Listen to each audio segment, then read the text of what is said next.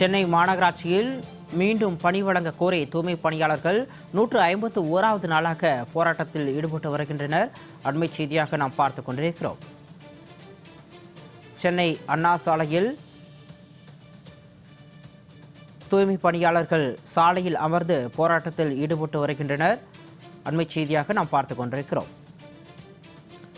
அண்ணா அறிவாலயம் முன்பு அண்ணா சாலையில் அமர்ந்து தூய்மை பணியாளர்கள் போராட்டத்தில் ஈடுபட்ட நிலையில் அவர்களை வலுக்கட்டாயமாக காவல்துறையினர் கைது செய்து வருகிறார்கள்.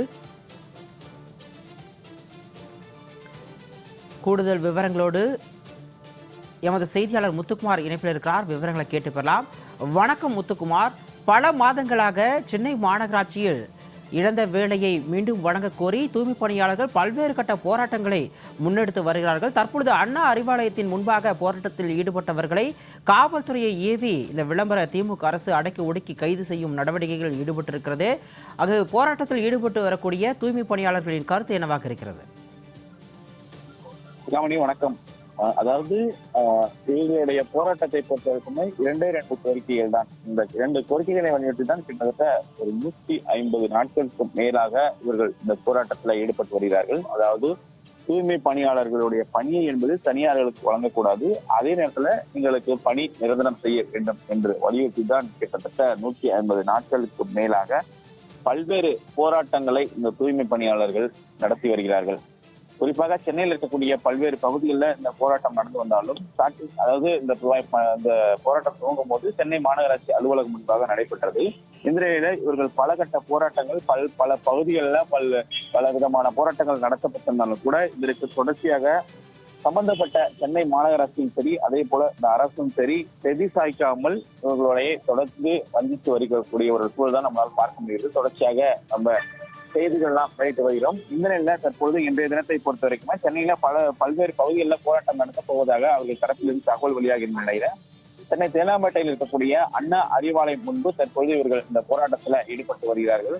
குறிப்பாக அண்ணா அறிவாலயம் முன்பு இருக்கக்கூடிய இந்த அண்ணா சாலையில தற்பொழுது இவர்களுடைய போராட்டம் என்பது கடுமையாக இருக்கக்கூடிய சூழ்நிலை இந்த பகுதி முழுவதும் பெரும் பரபரப்பாக காணப்படுகிறது. இங்க இருக்கக்கூடிய இந்த போராட்டக்கார பெண்கள் அனைவருமே சாலைகளை படுத்தும், அதே போல காவல்துறை வாகனங்களுக்கு அடியில படுத்தும் தொடர்ச்சியாக அவங்களுடைய போராட்டங்களையும் அதை பகிர்ந்து பண்ணாமல் வலுவான கோஷங்களையும் எழுப்பி வருகிறார்கள். குறிப்பாக தமிழ்நாடு முதலமைச்சருக்கு எதிராகவும் அதே நேரத்தில் சென்னை மாநகருக்கு எதிராகவும் அவருடைய கோஷம் என்பது ஆணித்தனமாக இருக்கிறது. தொடர்ந்து எங்களை வஞ்சிக்கக்கூடிய இந்த தமிழக அரசும் சரி, அந்த சென்னை மாநகராட்சியும் சரி எங்களை வஞ்சித்து வருகிறார்கள். அதே நேரத்துல எதிர்வரும் காலங்கள்ல இனியும் இவர்களை நம்பி நாங்கள் வாக்களிக்க மாட்டோம் என்ற ஒரு உறுதியான அந்த வாக்குறுதியும் இவர்கள் அளித்திருக்கிறார்கள். எங்களுக்கு இந்த திமுக அரசு தேர்தல் வாக்குறுதியாக கொடுத்துவிட்டு, ஆனால் இன்று இந்த தேர்தல் வாக்குறுதியை நிறைவேற்றாமல் கிட்டத்தட்ட அவர்களுடைய ஆட்சியை நிறைவு செய்ய போகிறார்கள் என்ற வலுவான கோஷங்களையும் எழுப்பி வருகிறார்கள். கிட்டத்தட்ட இந்த பகுதிகளில் பகுதிகளாக 50க்கும் மேற்பட்ட துப்புரவு பணியாளர்கள் தொடர்ச்சியாக போராட்டத்தில் ஈடுபட்டு வருகிறார்கள். அண்ணா அறிவாலயத்திற்கு பின்புறமும் அண்ணா அறிவாலயத்திற்கும் சைடாகவும், அதே நேரத்தில் குறிப்பாக அண்ணா அறிவாலயத்திற்கு எதிராக இருக்கக்கூடிய அண்ணா சாலையில தற்பொழுது இவர்கள் இந்த சாலையில அமர்ந்து இந்த போராட்டத்துல ஈடுபட்டு வருகிறார்கள். கிட்டத்தட்ட இந்த பகுதியில 100க்கும் மேற்பட்ட காவல்துறை அதிகாரிகள் அவர்களை வலுக்கட்டாயமாகவும் அது மட்டுமல்லாமல் குண்டாங்கட்டையாகவும் கைது செய்து அந்த வாகனங்கள்ல அனுப்பி வைத்து அவர்களை தனியார் மண்டபங்களை அழைத்து வைத்து வருகிறார்கள். ஏற்கனவே அவர்கள் தூய்மை பணியாளர்கள் தரப்பிலிருந்து ஒரு தகவல் வெளியாகிறது. அந்த தகவலை பொறுத்த வரைக்குமே இவ்வளவு நாள் நாங்கள் 150 நாட்கள் போராடினோம், எங்களை கைது செய்து தனியார் மண்டபத்தில் அடைத்து வைத்தாலும் மாலை நேரங்கள் நாங்கள் இல்லத்திற்கு சென்றுவிடும். ஆனால் இனிமேல் அது போன்ற நடவடிக்கையில் நாங்கள் ஈடுபட வருவது தொடர்ச்சியாக எங்களுடைய கோரிக்கை நிறைவேறும் வரை தொடர்ந்து நாங்கள் போராட்டத்தில் ஈடுபட போவதாக தெரிவித்துள்ளார்கள். இந்த நிலையில் தான் தற்பொழுது இந்த பகுதியில பெரும் பரபரப்பாக காணப்படுகிறது.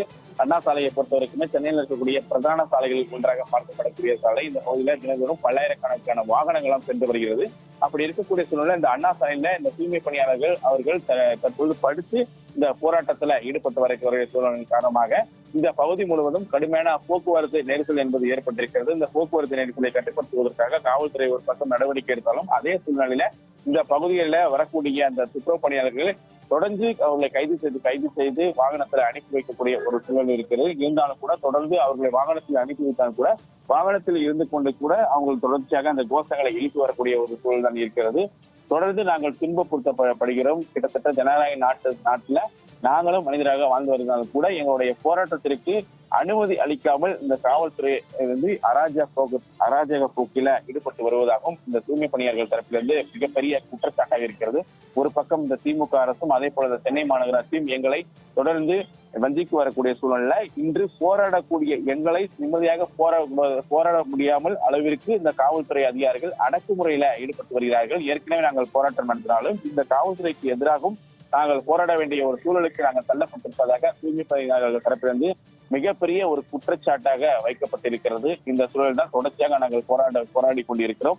எங்களுடைய கோரிக்கை நிறைவேற்றும் வரை இந்த போராட்டம் என்பது ஓயாது. தற்பொழுது அண்ணா அறிவாலயம் முன்பு மிகப்பெரிய ஒரு பரபரப்பான சூழலும் அதே நேரத்தில் போக்குவரத்து நெரிசலும் காணப்பட்டு வருகிறது. சிகாமணி, விரிவான விவரங்களுக்கு நன்றி முத்துக்குமார்.